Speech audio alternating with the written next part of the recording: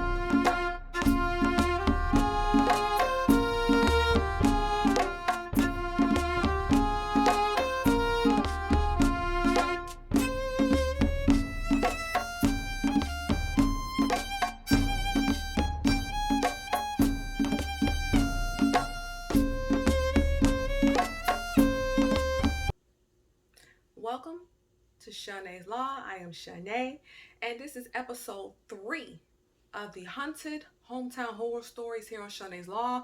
I'm on for Halloween, and we might be going over to November with the amount of stories I've been reading. In today's episode, we will be going over 3 of the most haunted places in my hometown, my original hometown of Chattanooga, Tennessee. We will be going over the Chattanooga Choo-Choo, the Huntermuseum, and the Underground Chattanooga that most people don't even know about. So let's just get started. So the first one that we're going to go over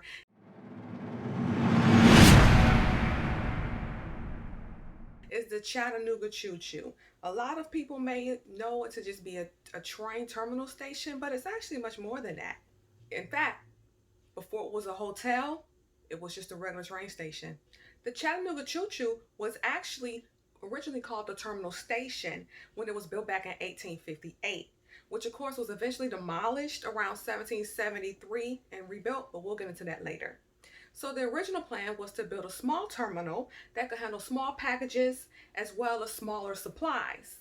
However, eventually it was decided that they were going to do a much larger and grander terminal station that would be built so it could handle larger packages, larger supplies, and also passengers.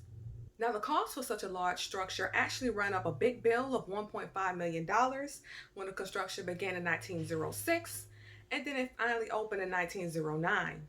The terminal station was actually a really big deal because it was the first and only train in the South that created a pathway to travel north. In this instance, it traveled from Cincinnati, Ohio, all the way to every city in the South necessary. It connected Cincinnati, Ohio to Chattanooga, Tennessee. Its packaging service as well as its freight could handle 55 passenger cars a day as well. Now remember in episode 2 when we discussed all of the famous people that spent the night at the Reed House Hotel? There's a lot of famous people that spent the night here as well. Mostly presidents. People from, was it Franklin Roosevelt, Theodore Roosevelt, as well as Woodrow Wilson again. He seems to love the nougat, don't he? However, things took a turn after World War II when the American Railroad passenger traffic slowed down and eventually the Southern Express Cincinnati, Florida, aka the Florida Beans, stopped services in 1949. The traffic continued to decline in the 1950s and the 1960s. This was actually due to large passenger train competition, such as improved interstates and roads, better cars, airplanes rising as a source of transportation, and also the fact that packages were now being sent alternative ways, including air delivery. Now, the last hurrah was in the 1970s when a terminal station hosted the last passenger train to travel to Southern Railroad's Birmingham special, which went all the way from New York City to Birmingham, Alabama. After that, they eventually decided to permanently close the terminal station to the public, and it became somewhat of a storage unit due to public transportation via train rapidly declining. So they just kind of start just putting stuff there instead. It was at this point that they decided to totally rebrand the Chattanooga Choo-Choo. And they decided they were going to turn it from a terminal station into a hotel.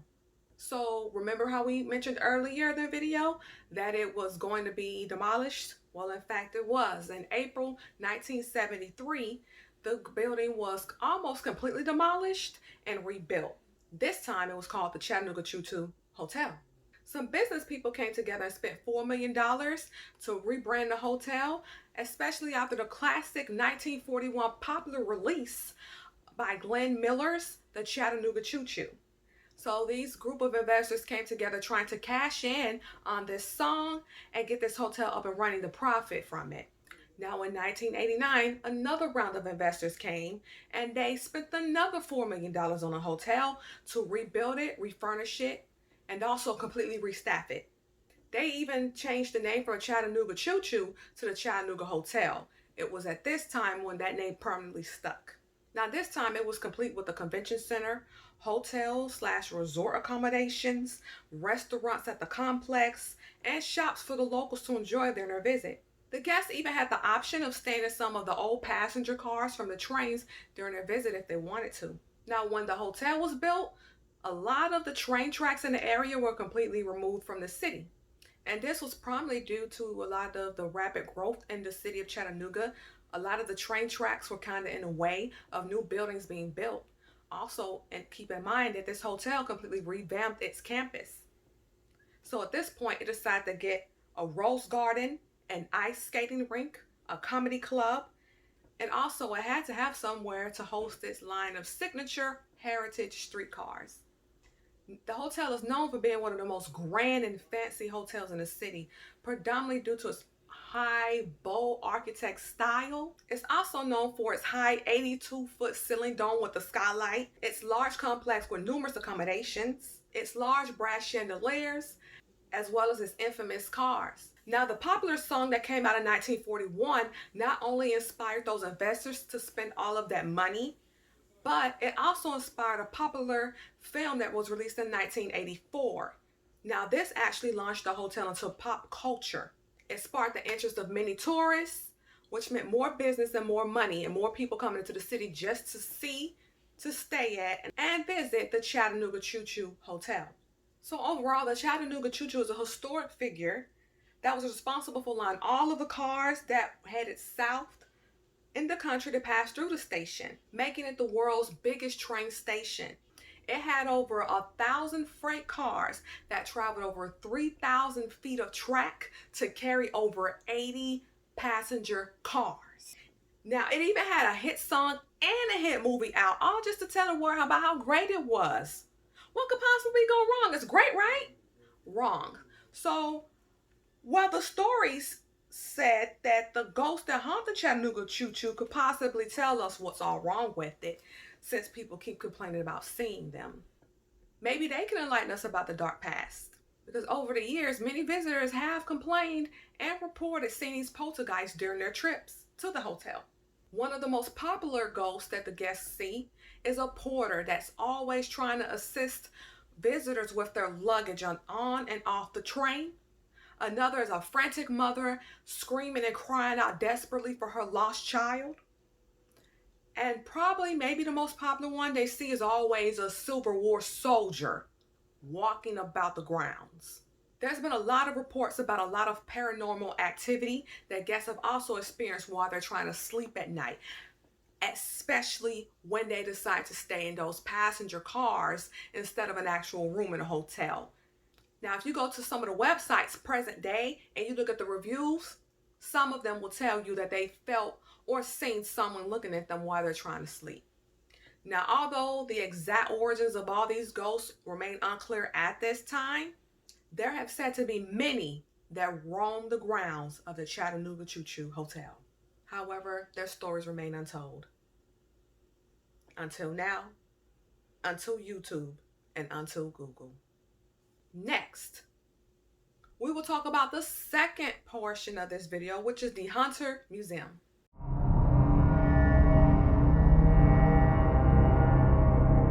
Now, the Hunter Museum is a historical mansion with a dark past that was turned into an art museum and a philanthropic effort. Now, the origins of the museum start out wrong, like a lot of other places in Chattanooga, Tennessee. The land that the museum sits on is actually on a bluff that previously belonged to the Cherokees that lived in this area. In this instance, a bluff is a cliff, a ridge, a bank, a higher point of ground that sits above water in this instance. Now, due to it being the highest point of the Tennessee River, the Cherokee believed that it was sacred. They believed it was also the sacred home of their legendary hawk, the Teanuma. However, by the 1800s, the Cherokee were removed from the land, and an iron smelting plant was built in the place on that bluff. And this was around 1854. Now, they call that plant the Bluff Furnace. That was mostly due to its high point. Also, it served as a lookout point for both sides of the Civil War. So sometimes the Union soldiers would use it as a lookout point. Sometimes the Confederate soldiers use it for a lookout point as well. It just depends on who got there first, I guess. This is important because around this time, Chattanooga was a hot spot for the Civil War. We've kind of gone all over it when we talked about the Greenwood cemeteries. We discussed the effects of it at the Reed House Hotel. Remember, that actually was a makeshift hospital at some point in between being a hotel. Consequently, there's a lot of bloodshed in the city of Chattanooga, Tennessee due to that war. In fact, there are still a lot of cannons and historical artifacts from the Civil War that you can find throughout different portions of the city to this very day. Now, after the war, the bluff was pretty much left alone until a very rich family decided to move down to Chattanooga, Tennessee and build a house on it. The father, his name was Ross Fosson, actually had an architectural firm build the house, and his family lived there for about 10 years plus, until they decided to sell it, of course. Now, in 1920, there was another prominent, well-to-do family that decided to go ahead and purchase the home. They were the Thomases. Now, this is where things get a little bit real. So it was purchased by the widow of Benjamin F. Thomas, whose name was Ann Taylor Thomas. Her deceased husband is one of the founders of one of the world's largest businesses ever, Coca-Cola. Now, although Coca-Cola was founded in Atlanta, Georgia, its first bottling company was actually in Chattanooga, Tennessee. So, of course, Anne has all the dough now that her husband's passed, and she's tricking off on property in Chattanooga, Tennessee, which makes sense because their bottling company is stationed in Chattanooga. Now, Benjamin's nephew actually decided to come to Chattanooga as well. He eventually ended up inheriting the house. So not only did he get the house, he also had to work his way up at the company in the city by starting out doing administrative work, clerical work, but he climbed his way up the corporate ladder and he eventually became president of the Coca-Cola factory in Chattanooga. His name was George Thomas Hunter. Now, due to Coca-Cola being such a global brand, Hunter became very wealthy, and he actually accrued the title of philanthropist. He was kind of like the local Bruce Wayne Batman type, if you get what I mean. He was a really big deal in the city. He had a lot of respect from a lot of people. He even created a private charity called the Brentwood Foundation. However, he never married, nor did he ever have any children. So when he died in 1951, all of his precious antiques and his art and his paintings all went to his charity. It was at that point when his foundation actually decided to take his house and turn it into a museum due to his love for the arts. They also decided that they were going to make it a museum in his name and his honor. So in 1952, the Brentwood Foundation opened up the George Thomas Hunter Museum of Art. And it underwent many renovations over the years. Don't all these places go over many? Okay, I'm gonna let that go. Anyway, now after all of those renovations and over the years, a lot of changes took place, including the name.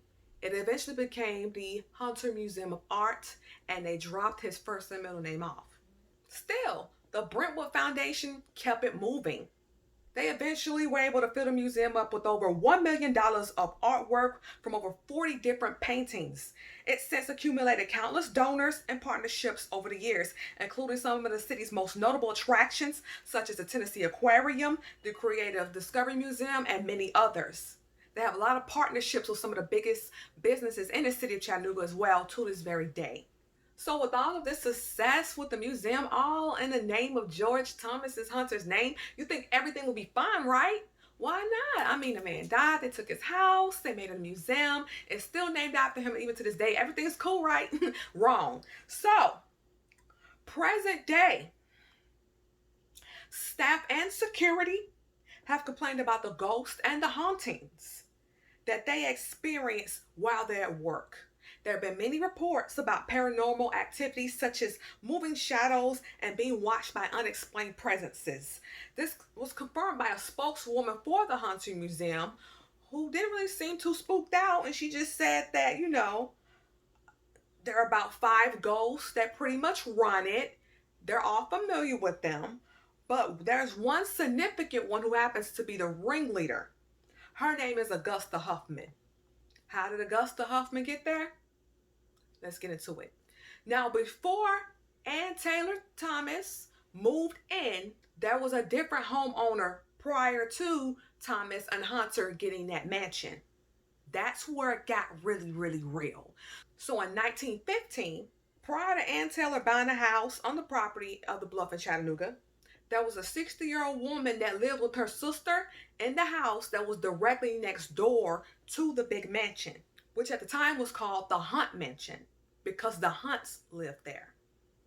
Y'all with me? So this woman lived in the Hoff-Bennett residence, if you will. And the Hoffman-Bennett family was actually renting the house next door to the mansion from the Hunt family. Now, people say that Augusta was an eccentric old woman. She was very private, kept to herself, kind of odd, much more of a homebody. So if she was not working at her job at the local dress shop, she was pretty much at home, chilling. However, one day, reports say that she just up and disappeared. Now, despite her random disappearance, the Hoffman-Bennett family did not call the police, nor did they notify any type of authorities. Instead, they just told everybody that she just ran out to Knoxville to marry some man. But nobody knew she had a boyfriend, so it was kind of odd. However, some say the story was a little bit believable because Augusta was private. She didn't tell her business to everybody, so maybe she was just keeping it on the low. The story made national headlines because Augusta came from a very prominent and wealthy family. She was well known in the socialite circles. However, the Bennetts, they claimed everything was fine. They said occasionally they hear from Augusta, she would write, or if she didn't write, they say her husband would write, and they would give them updates about how she was doing, what she was doing. I see you love wishes and things of the sort. So they're saying because he was writing on her behalf that they never questioned anything. They say most of the letters were sent to them while the couple was out traveling as newlyweds, writing from places such as Cleveland, California, New York, and many other cities across the country. However, when Augusta's sisters died, the letters mysteriously stopped coming. After that, the Bennett family moved a couple times, so they moved away from Chattanooga to Knoxville, Tennessee, and then again to Roma, Georgia. Now, as time went on, Mrs. Hunt, remember the landlord that lived next door to the Bennett Hoffman family, decided that she wanted to get some work done. So she was going to get those basement floors redone in the home that the Bennett family lived in, including Augusta. So it was decided that the basement floors were going to be redone. And while the repairs were underway, the carpenters decided to take out some of that old rotted wood from the rotten floorboards and just replace them. In the midst of that repair, one of the carpenters was actually digging, hit something really hard, and after a while he realized that the chunk that he hit was a skeleton. So as they continued to dig, they ultimately found a skeleton with shoes, scantily cladded clothing, and a skull with dentures still in. Now, the discovery of the body made it an immediate homicide investigation, and many people were questioned.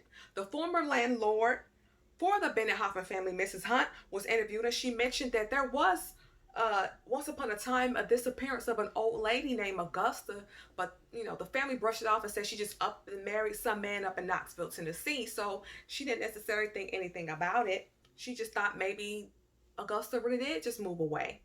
People at Augusta's old job said that she never even came to pick up her last paycheck and that she was never heard from again. Now, things picked up pretty quickly when they decided to look up into those dental records. Augusta's former dentist confirmed that those, in fact, were the dentures that he fashioned and created for her. Now, the dental records was a last resort, but it was absolutely necessary due to acid being poured on the body, which burnt the flesh, the hair, and the clothing on the frame, which is why the clothes was kind of like scantily clad on the skeleton. But through those dental records, they did confirm from her dentist those were her dentures, and she hadn't even had them that long. Mm-mm. So, with the new evidence, it was decided that they were going to have to lure those Bandits back into town, back into the city of Chattanooga for questioning. Now, they originally told them that they were just going to interview them for questions. Nothing too serious, right? However, as soon as they touched the grounds, they were arrested. Now, they stuck to their original story. They said that their aunt had left town to be married with some mystery man and that she stopped contacting them after their mother died. However, detectives actually completely ruled out that story because there was no marriage certificate found for Augusta. And they searched from Knoxville to Washington, D.C. There was no marriage certificate on file for her whatsoever, so she was not married, which completely debunked their story because Augusta probably didn't even have a man. She stayed in the house too much. So with that, the prosecution was able to prove that Augusta was murdered by her niece and nephew and buried in the basement floorboards. Consequently, there are reports to this very day of seeing feminine imagery and shadows throughout the mansion that hover inside of the Huntermuseum and peering out of the windows. Despite the hauntings of the Huntermuseum, the museum is still thriving and open for business, okay? People holding photo shoots there.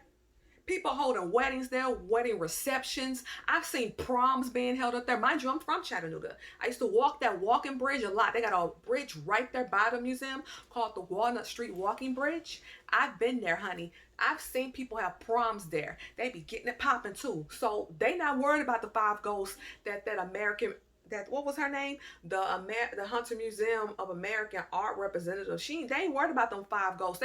The ghosts probably be up in there too, like hey. But anyway, point is this: it's thriving, it's booming. Even in the area of C19, they are up there kicking it. How do I know? Well, Team Law took a little trip up to the Haunted Museum when we were in the city. It turns out that my employment is actually one of those partners that we were talking about earlier in this story. So we went out to the museum and we got in for the free 99 because my company partners with them. So we went on location for research purposes. We actually toured the whole museum. We currently they got exhibits. The regular exhibit, we did that. They have one called the F word. F is for female. We went there and we went to another exhibit as well. I put that in the video. And oh my God, yes, we went into the mansion. We had to go into the mansion. We had to go see if Augusta was gonna come. Now, the museum is gorgeous. You know, I really loved it. I got some footage for y'all. I didn't really feel comfortable filming too much. They had signs that said, no flash, make sure you hashtag us in the pictures. But there weren't any specification in the video, but we did get some footage for you all to see. We also went to the gift shop. Gift shop was cute. Gift shop was a little overpriced.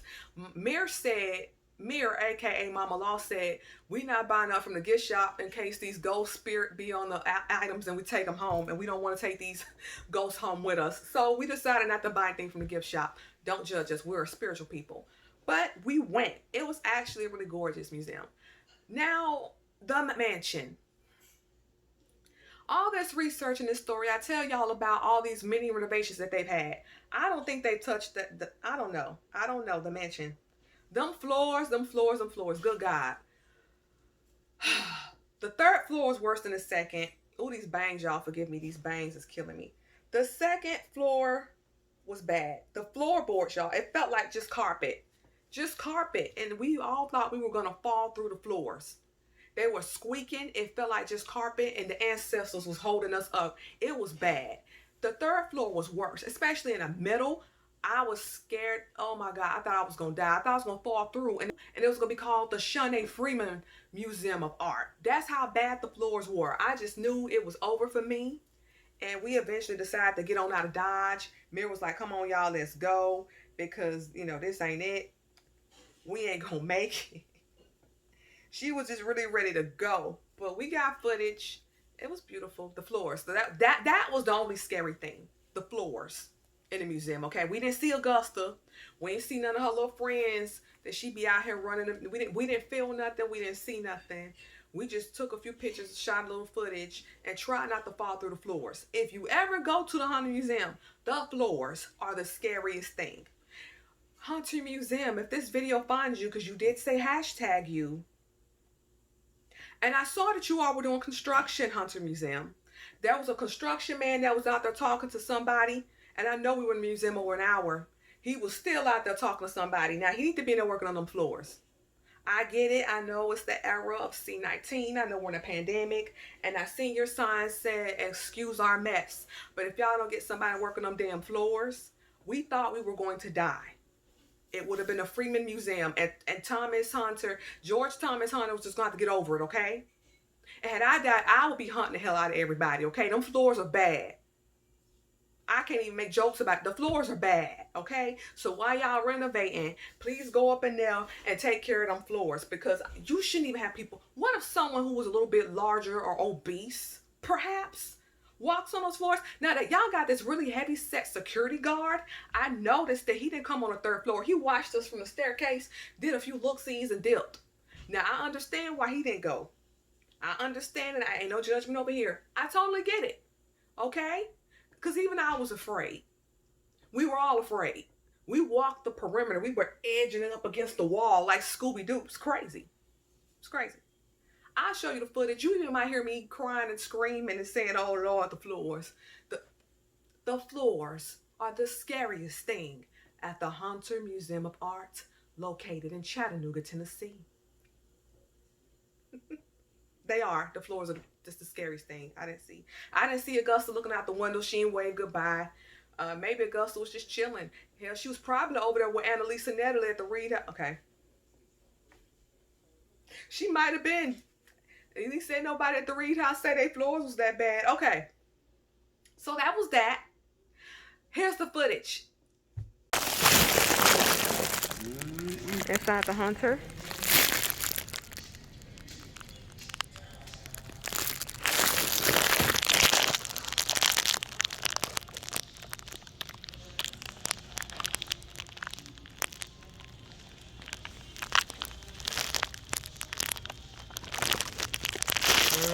Coca-Cola, huh?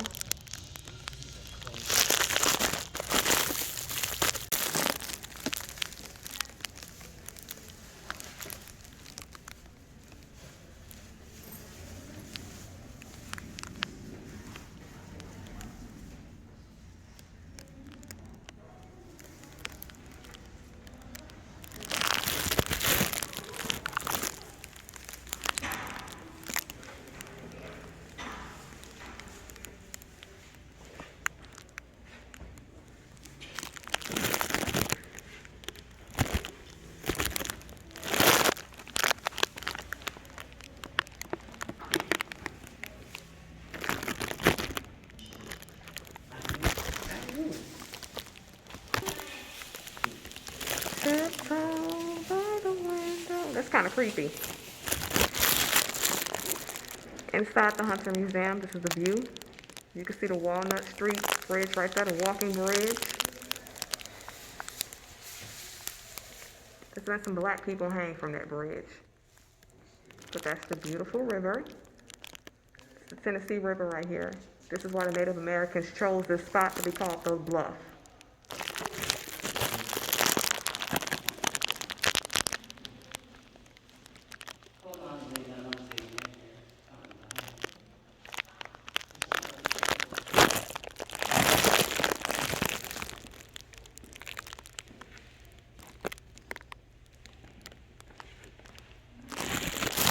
These floors is spooky. Okay, is it that old?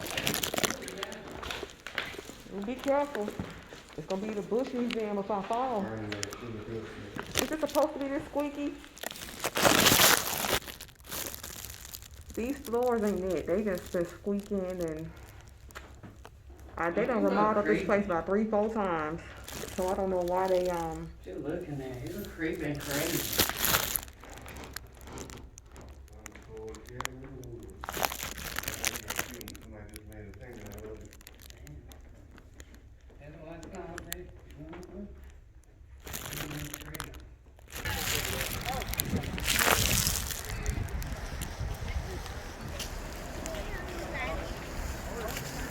I'm letting these people walk by. I don't want them in my video, so. Okay, so this is the mansion in the daytime. We were in there. The floors were absolutely terrible. They are doing construction all about this place, so we just left. We did the entire, we walked the whole thing. It's actually pretty dope.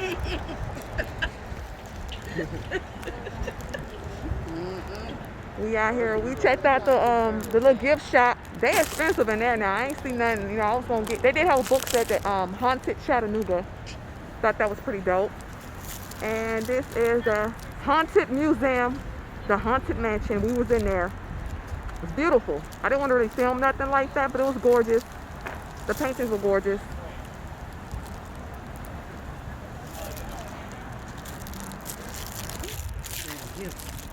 That's what we was inside. Yep. Mother, I'm filming. Are you okay with that? So we was in there. Yes, we was in here with the raggedy floors that we thought we was gonna fall in. Yeah.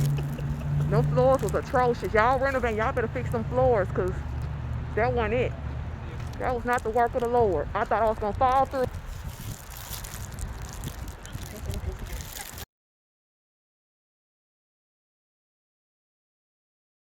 All right, there you go.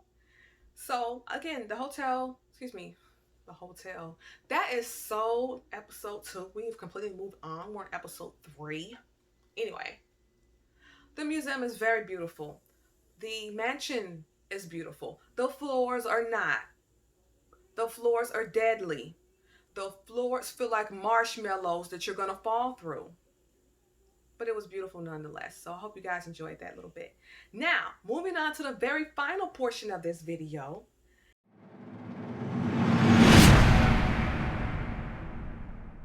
Is the Underground Chattanooga. Now, most people do not know that there is actually a city underneath Chattanooga, Tennessee. Let's get into it. So, in the early 1900s, as well as a larger portion of the 20th century, Chattanooga, Tennessee underwent a lot of massive flooding. And this went on for over 10 years. The constant flooding was pretty severe throughout the city, and it affected a lot of the city's manufacturers and merchants.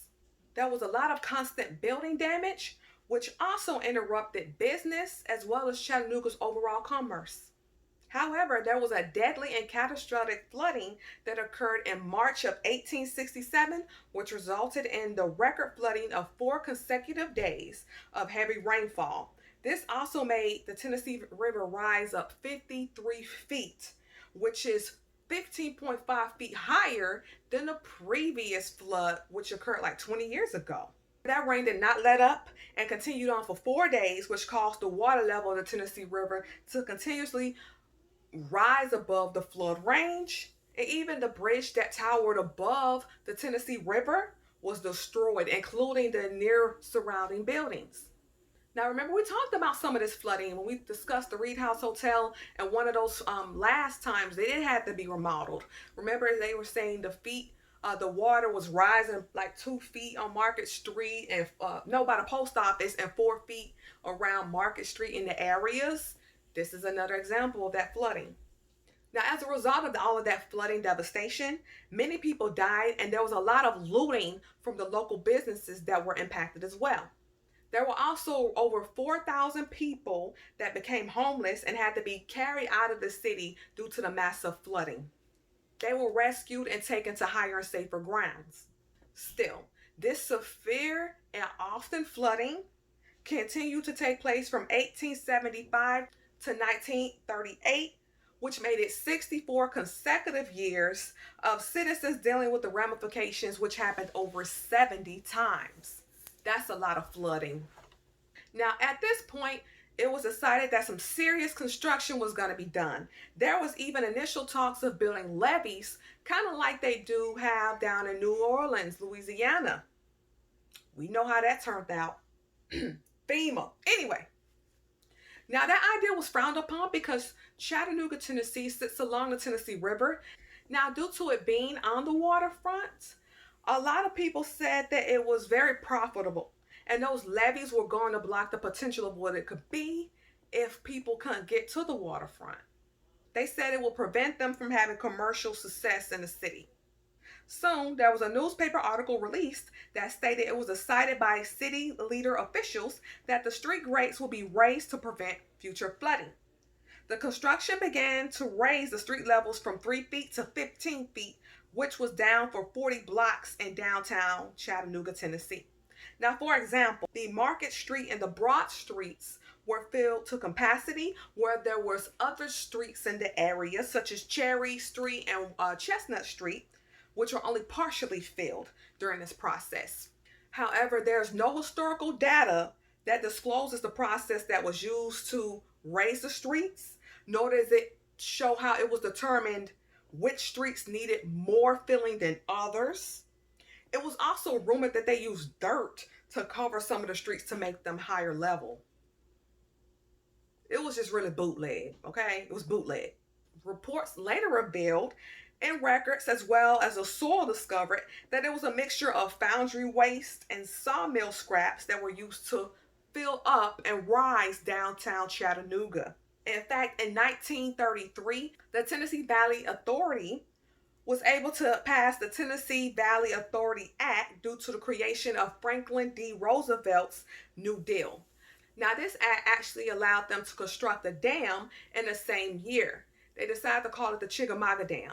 Now, this dam would allegedly prevent Chattanooga from having any more deadly and devastating flooding like they had in the past. Now, as time went on, many people never even knew that there was such a thing underneath the feet. As they walked the campuses of UTC, or as they headed down to the Tivoli Theater, the Carmike Theater, the Tennessee Aquarium, the Chattanooga Choo-Choo. Well, you probably knew the Reed House because you was probably down there running from Annalisa.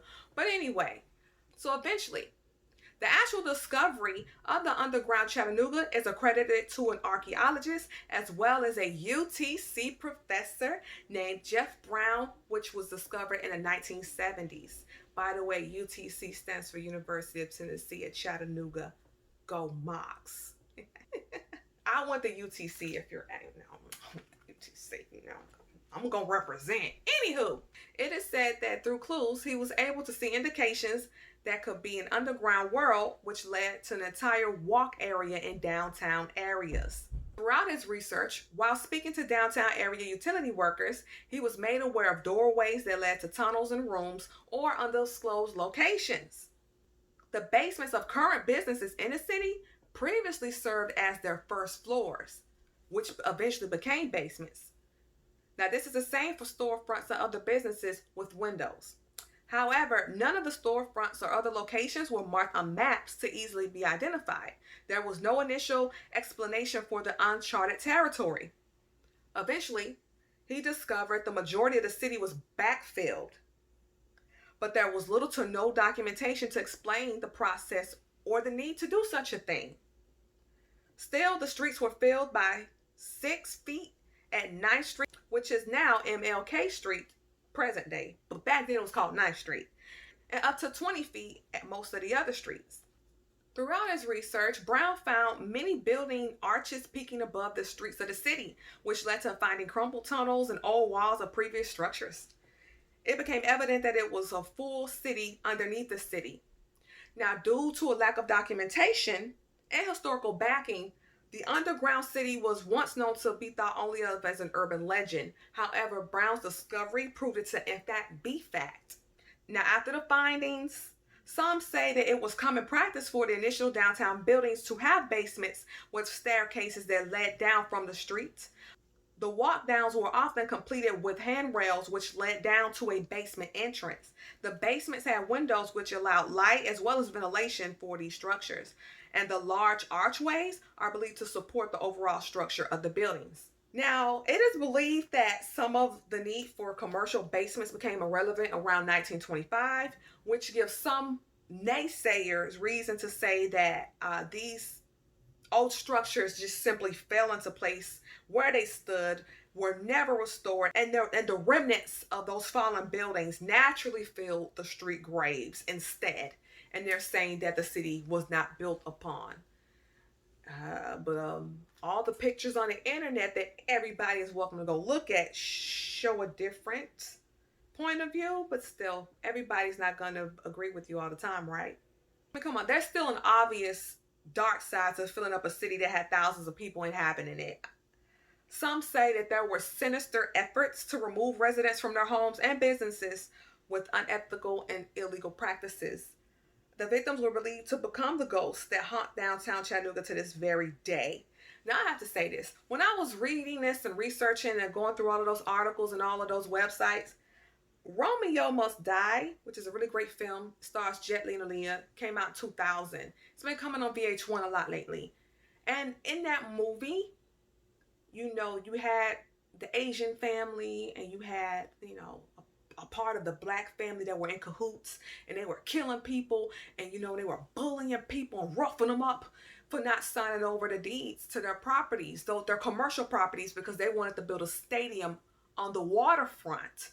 The Barclays Center sound familiar to anybody?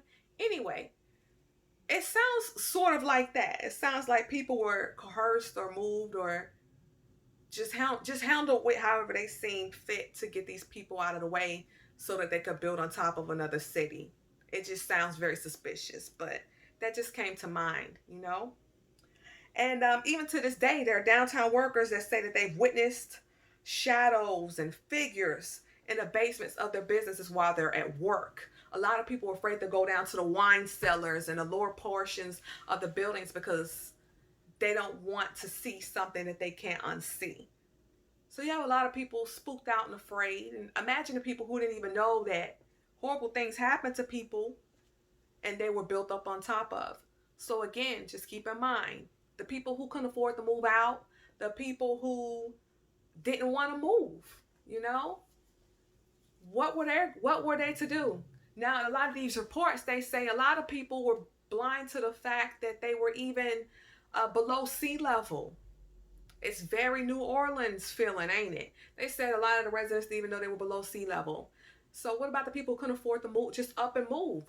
I mean, they don't even have reports of notices coming out. How did you tell people to evacuate? How long did you give them to evacuate? They say that there were pleas sent to officials to get a dam built or to, fill the city up, to raise the street levels, but they can't even show proof of that.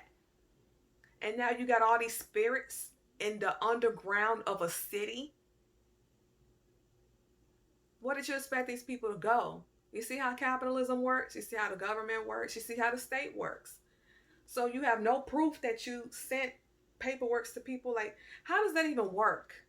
Anyway, point is this. It's haunted. And why is it haunted? Because horrible things happen to these people. And clearly their souls are probably sealed underneath the cement and the foundry waste in underground Chattanooga. And they can't go anywhere. But yeah. So I hope you all really enjoyed this. That was the third section of this video. That was the Underground Chattanooga. So we have gone over the Chattanooga Choo-Choo Hauntings, the hauntings of the Hunter Museum, as well as the hauntings of Underground Chattanooga. I hope you guys learned a lot today. Make sure that you like, share, and subscribe to this channel. Hit that notification bell because it is the law around here. I'm going to see you all in my next video, which is part 4. Probably going to be released on Halloween Day of 2020. So make sure that you are ready to see what I do next. I'm going to see you on my next video. Until next time, protect your energy.